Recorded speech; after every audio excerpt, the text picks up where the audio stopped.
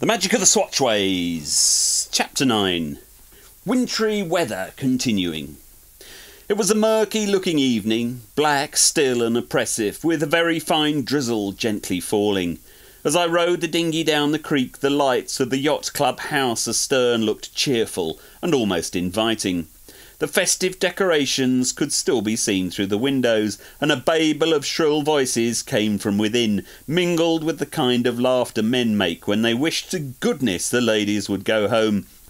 Both my shipmate and I were anxious to get aboard the old hooker, light the stove and start airing our bedding and blankets. It was 3 weeks since we'd been aboard, and in December things soon become damp in a boat. The rhythmic splash of paddles and the rattle of loose rowlocks sounded towards us, and presently a long, low shape was slipping by a few feet away. "Good night," called a gruff voice, and "a Merry Christmas." We returned the ancient greeting, and the duck punt with its solitary occupant vanished into the gloom astern. It was so dark the banks of the little creek were scarcely visible. I rested on my oars and let the overloaded dinghy drift down on the ebb, listening for the sounds of the night. Duck were talking loudly from the direction of the Wades, and the mud was hissing on either side.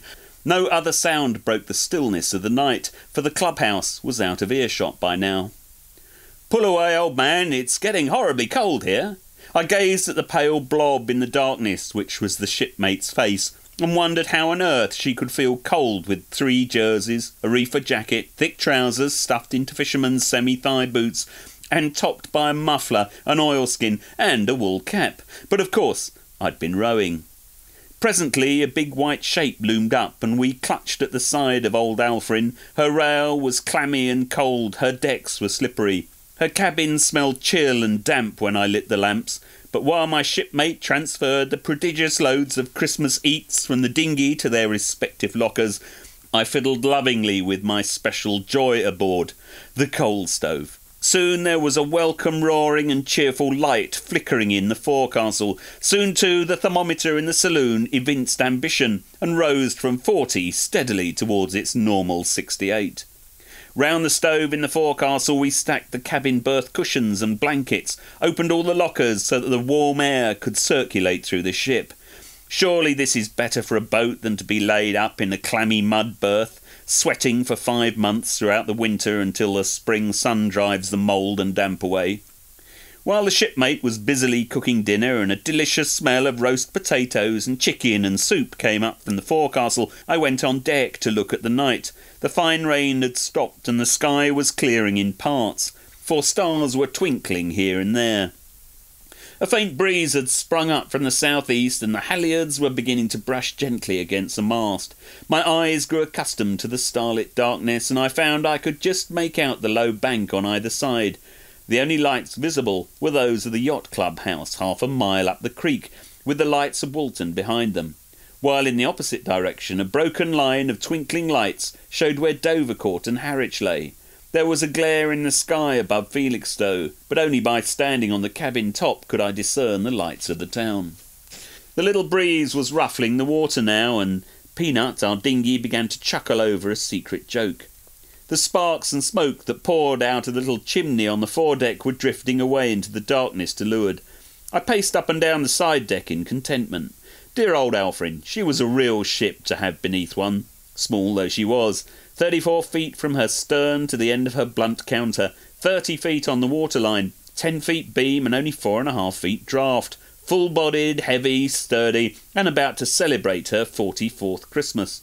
Originally a little pilot cutter at Lowestoft, and now, well, she'd been our honeymoon ship and our only home until the end of October, until the cold dark mornings and the weariness of the 70-mile train journey to London and back each day had driven me to take a flat in Hampstead for the winter. Stars now showed almost all over the sky, and the light breeze had settled definitely in the southwest. I joined the warmth and light below with the suggestion, "Why not get under way after dinner and take the first of the flood into the Stour?" I've never known my shipmate give a negative reply to that sort of suggestion. An hour later, Alfrin's heavy mainsail went up, and with her jib and staysail drawing, she rustled down the lonely creek, while the smoke from the chimney floated past the ray of light from the cabin portholes like an endless procession of phantom forms. The faint light from the stars just enabled us to make out Stone Point and the black buoys on the edge of Pye Sands. It was just slack water and the wind was very light, veering slightly more easterly. It compelled us to make 3 or 4 boards to clear the Crab Knoll, but from thence we were able to lay our course for the lights of Felixstowe Dock, which would clear the end of Dovercourt breakwater. Soon the Pye End buoy slipped past us into the night and nodded at us. He knew we should be the only yacht he was likely to see this Christmas, poor lonely thing. The breeze freshened slightly, and Alfrin, with freed sheets, hurried up the harbour, the wave from her lee bow turning over into a foam that was lurid from the light of the port side light. With a wonderful night so close to Christmas, I sat without a coat on the foredeck, which was dry from the warmth below, and when my hands got cold I warmed them round the chimney. We slipped past an anchored barge, silent and eerie in the rays from her riding light. The red occulting light of the guard buoy came closer, and its sonorous bell gave us one mournful clang as we slipped by on the flood. Main sheet! I walked aft at the shipmate's reminder and ran out the main sheet as we pointed up the Stour, the breeze dead aft, the lights on Harwich Quay, with here and there a red and green one slip by. Next the bright glare where the train ferry lay in her dock swallowing Anglo-Belge railway trucks. Then past the even brighter glare of the arc lamps above Parkston Quay, with the noise of the 3 night steamers waiting their trainloads of passengers from London and the north. After that, blackness. The Stour stretched before us, invisible, shrouded in darkness, unpierced by a single light. We seemed to be sailing into a world of gloom and eternal night, but we had our own little world with us, and when I went below to attend to the stove I found it throwing a cheerful red glow. So we felt our way by guesswork and led up to our old anchorage under the cliff of Rabness. Even as the old hooker snubbed on her chain and the shipmate began to stow the obstinate mainsail, our little breeze died away and left us floating motionless in a wonderful calm. So utterly still was it that we stepped into the dinghy in order to drift silently past the old ship on the tide and gaze upon her unbroken reflection in the glassy water. The smoke from the chimney rose in spirals as vertical as the mast until it passed out of the rays of the riding light, and the faint soughing of the trees on the dark cliff above us had given place to an unearthly stillness.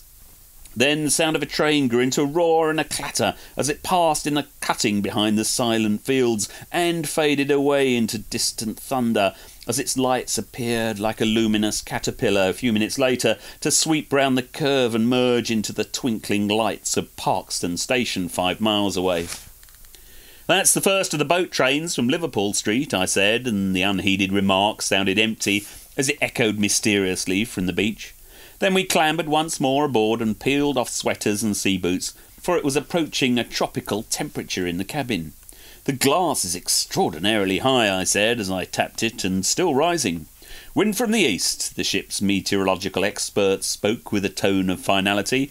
She pulled the day's weather map, which the Met Office sent her every morning, out of her locker and spread it out on the swing table.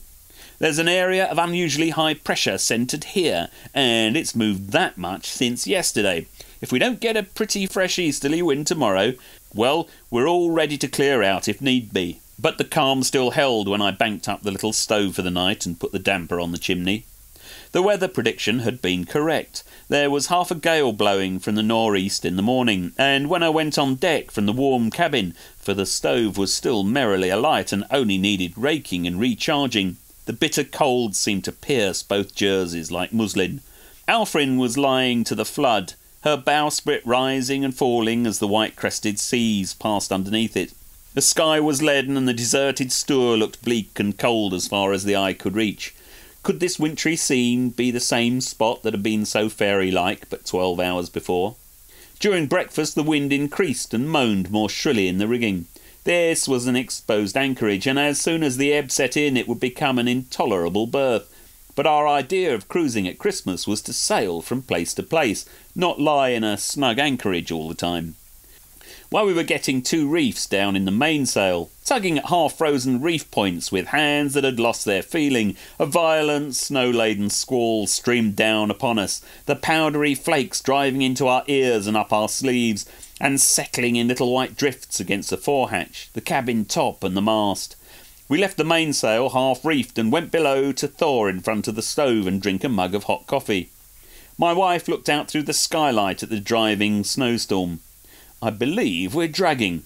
Yes, we were. Only a little, but each time Alfred's powerful bow rose and snubbed on her chain, she drifted a few feet further inshore.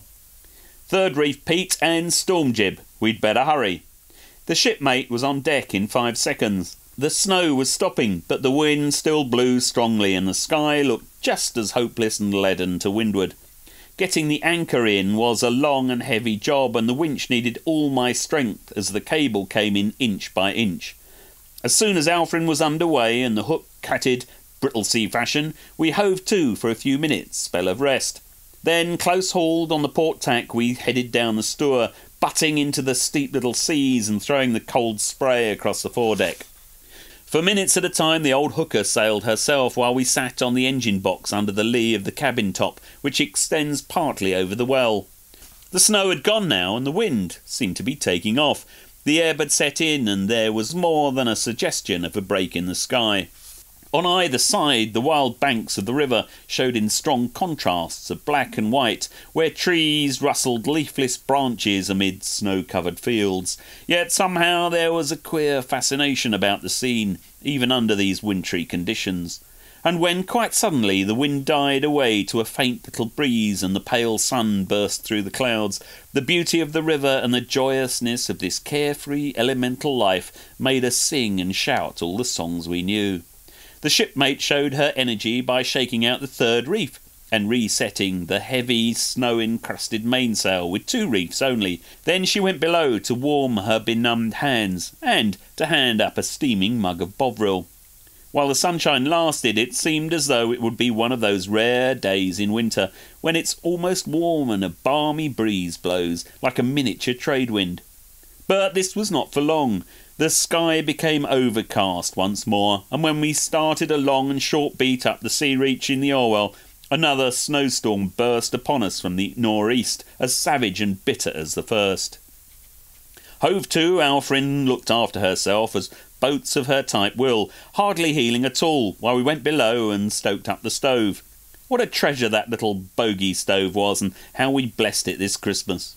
When the squall passed through, we had a tough peg to get round Collimer Buoy against the strong ebb, but once round we eased the sheets and with the wind abaft the beams stormed up towards Pin Mill, with the snowflakes settling everywhere about us. I have a vivid recollection of the shipmate, standing on the slanting weather deck like a young smacksman, her red thigh boots wide apart, a muffler and blue stocking cap almost meeting at her nose, her right hand thrust into her jacket pocket, the other holding the tiller line, the snow driving past in a continuous white storm, while the wake gurgled and hissed in the lee scuppers.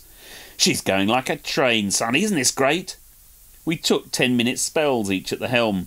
Pin Mill looked as deserted as the Stour. 1 or 2 yachts were laid up in the saltings with snow-covered tarpaulins over them, and only 2 yachts, an old 6-ton cutter and a Bristol Channel pilot boat, lay at moorings, deserted, shabby and forlorn. We let go and struggled with canvas as stiff as cardboard. Not until long after dark did we again appear on deck.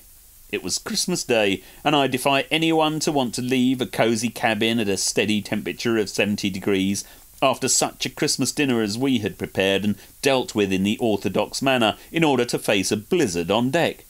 So Christmas Day was spent in warmth and comfort after some invigorating sailing, and when we left the old yacht there the next day because her anchor had dragged and fouled a mooring that had beaten even our winch, while a heavy gale from the north shrieked down upon us, snow-laden and piercing, we came to learn that the poor folks ashore had had a bad Christmas. The railway lines had blocked, villages were isolated, friends' cars were buried in snowdrifts, thousands of people were snowbound away from their homes, the entire countryside was held up. "I think," said the shipmate with a twinkle, "we'd better sail home."